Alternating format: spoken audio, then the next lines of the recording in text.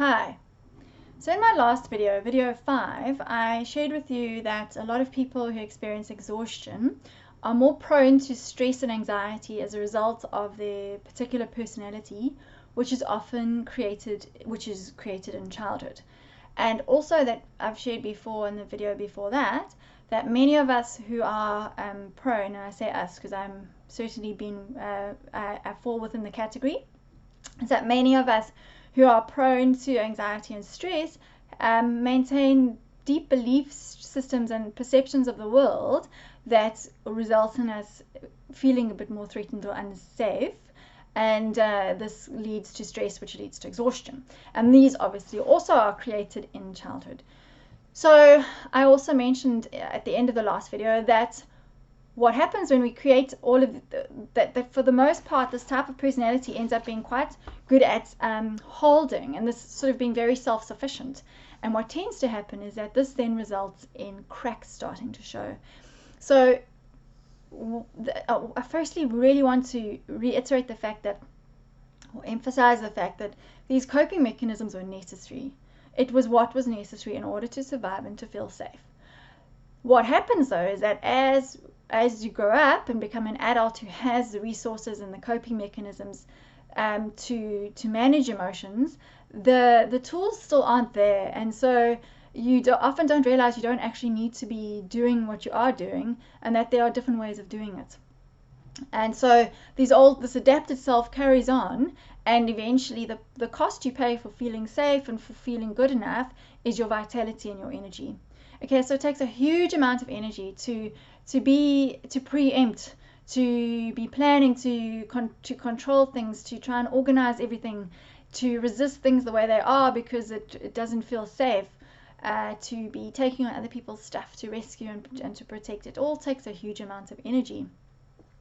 And on top of that, you're shutting, the biggest side of this is that you're shutting down your true self. And that all of us were born with this beautiful, connected, loving, intuitive, full of energy, trusting, receptive self. And when you started to receive messages that was not good enough, or that other people couldn't manage it for whatever reason, then various different layers of coping and adaptations were taken on. Various different masks get put on, different roles get played out, so as to feel safe, to feel good enough, to feel loved. And the true self gets shut away. Now it takes a huge amount of energy to maintain it through all of those through all of the coping mechanisms that I mentioned. But for on top of that, what we also end up doing is shutting down to receiving vitality and energy from around us. So this happens in two ways. The first is that what happens is, as a child, is that if you don't feel safe, if you perceive that the people around you are not able to support you or manage your emotions, then you stop burdening them, and you stop putting yourself in a situation where you may have to experience that they can't manage it. So you stop asking for help, and you stop trusting that you're going to be able to be helped. And that's where the self-sufficiency and the holding comes in. And then what often happens as an adult is that you just don't ask for help. And then if people offer help, you often won't receive it, or you come across as so capable and self-sufficient that people don't think you need help. And it's very, very hard actually to ask for help when you've been doing this your entire life. The second aspect to the shutting down is that often there's a shutting down to life force, vitality, prana, chi, whatever you want to call it. There's an abundance of this around us all the time. But what happens is that when you don't feel that the world's got your back, and you don't feel like you can trust the world around you, the people around you, and there's the shutting down, you are also shutting down to receiving this energy. So we are giving and receiving. We ideally should be giving and receiving constantly in life, but there's often a lot of giving and very, very little receiving that happens when you tend to do a lot of this holding and self-sufficiency. So I'd like to look at this in terms of the chakras. So these are energy centers in the body. There are 7 of them. You can learn more about them through reading about Eastern religions and philosophies.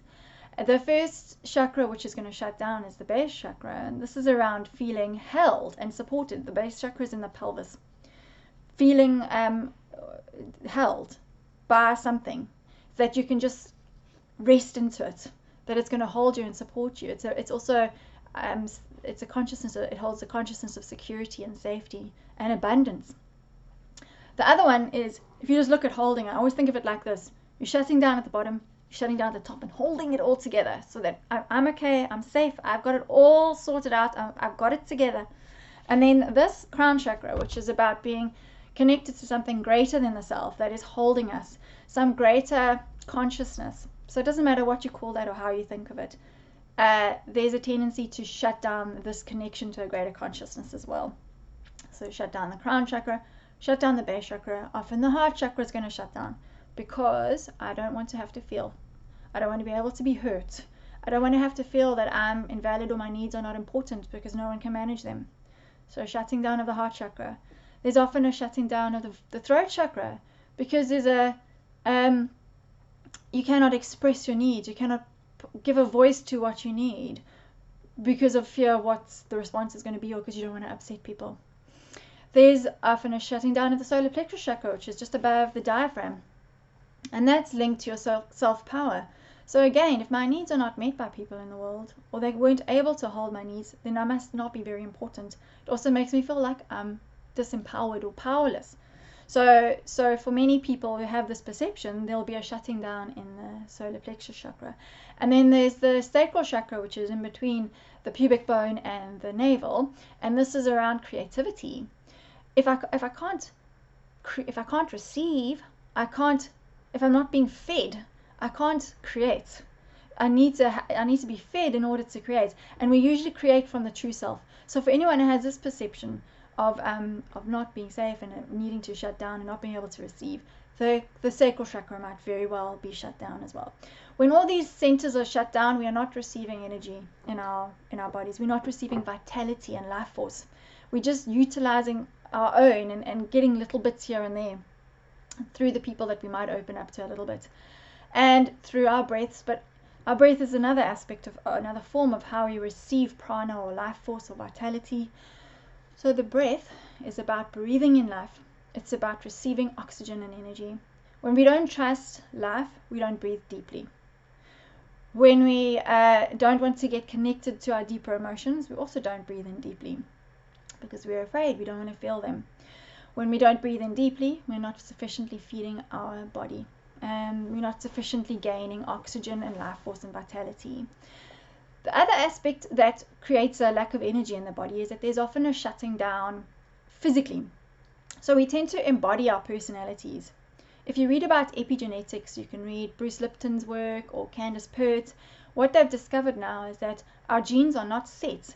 And in fact, our genes and our DNA can be shifted by our thoughts and perceptions of our environment. Our thoughts have our emotion. Our thoughts have energy. They are energy, which is a frequency. Our bodies are made up of electromagnetic frequencies. Our matter is actually changed by the frequency of our emotions and thoughts. So what happens is that when we are constantly thinking in a certain way or feeling, and mainly in a specific kind of a way, our bodies are going to change. And I've discovered this. It's been very interesting through my work with an osteopath. He shared with me how my shoulders had become hunched and tight, and this is often around the consciousness of holding burdens, but heart protection as well. There was a tightness in my middle back. It's behind the heart, it's protecting the heart, but it's also being upright and in control and being I'm supporting myself. It's like I've got my own back. I don't let anyone else have my back. Okay, I'm learning now, but that's been the case. And tightness in the diaphragm where the power center is, and not being able to breathe fully. Tightness in the digestive system and a twisting in the digestive system. And I had stomach aches from as long as I could remember, and I was diagnosed with IBS in my 20s. And it's no wonder there was so much tightness and holding in my gut. Tightness, there was a twisting or a torsion in my pelvis, and the pelvis again is is about being your sense of being held and supported in the world. And I see this in so many people who have exhaustion and who are prone to stress and anxiety, is that there's lots of holding and tension in the body, which is based on their perceptions of the world and based on their personalities and how they perceive the world and experience themselves in the world. So that prevents you from receiving energy, because if I'm not breathing fully, I can't receive life force and prana.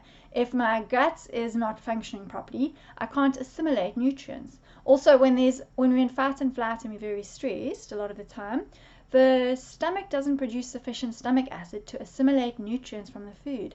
And this also feeds into the consciousness of nutrition, nourishment, nurturing. If I don't trust that I am nurtured and can be nourished, and I don't nourish and nurture myself, often then there'll be an inability to assimilate the nourishment and nurturing from food, which translates into the physical aspect of not being able to break down food and assimilate it properly. It all goes hand in hand. It's a body-mind connection. I'm trying to think of ones that I'm missing now. But generally, when the body is tight and tense, energy is not flowing properly and metabolism is not happening properly. So you're not receiving energy that way. So A, you're using energy to maintain your coping mechanisms. B, you are not receiving energy because you've shut down, so receiving energy. C, your body is often tight and tense, resulting in you not being able to utilize energy very well or create energy very well. And then finally, the very sad side effect of all of this is that your true self is still very much present and alive, and it is still very much trying to express itself fully. And we actually use energy to keep that under wraps. We don't know it, but we each have within us this evolutionary drive to be the very best version of yourself that you can be. Maslow, he's a psychologist, he spoke about it as self-actualization. We are all driven to self-actualize. We all have a part of us that absolutely wants to thrive and shine. And this might cause you a lot of fear because that was what had to be shut down when you were younger. So there's a resistance of this force within us, and that takes energy. So you can see how we stop receiving energy, we stop being able to create energy, and we use so much energy. All in all, just results in a huge picture of being exhausted. So for me, when I started to look at my adrenal fatigue in a different way, which was to say, okay, hold on a second, if this keeps on happening, there's clearly something I need to do differently about this. So I leant into it and I accepted it and I listened to it instead of resisting it, and that immediately gave me more energy because I wasn't using energy to resist. Then I realized that this not being safe thing kept on coming up. So I worked with that. I started to trust that I was going to be safe, and I created a space to trust that I would receive. And into that space, the most amazing flow happened. And it's not just for me that this has happened. This is for many people that I've seen this. And I've been reading so much lately about how illness is often the step to awakening to the true self. So what happened for me is that in this place of flow, I created this space and this flow happened. What I needed to shift and to heal came to me, not what I thought I needed. Those were my coping mechanisms and my shoulds and my head stuff. What I actually needed, and it was often not what I thought it was, came to me. So this is a process that I've been working with a lot of my clients. So it's about accepting that the illness is actually a gift, listening to it, listening to exhaustion, your illness, your physical symptoms, learning that you are safe, finding mechanisms to feel safe, nurturing the part within you that does not feel safe, and trusting, and then also receiving and accepting support. So the first step in all of this would just be to stop resisting and being angry with your bodies. And I'm going to soon release share a meditation around tuning into your body and just feeling, so that you can start trusting your body and having a different relationship with it. Just the fact that you are here listening to this already says to me that you are on the journey that you need to be on to start receiving what you need in order to shift. And it's very exciting that you are here. So I just really wish you all the best and take care until next time. Okay?